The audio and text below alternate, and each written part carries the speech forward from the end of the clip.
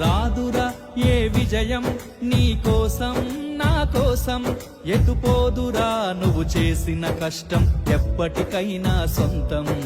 కాలంతో పయనించే వాడికి కానిది ఏముంది, సాధనతోనే సాధ్యమవ్వునని సదాశయంతో సాగర ముందుకు. రాదురా ఏ విజయం నీ కోసం నా కోసం, ఎటుపోదురా నువ్వు చేసిన కష్టం ఎప్పటికైనా సొంతం.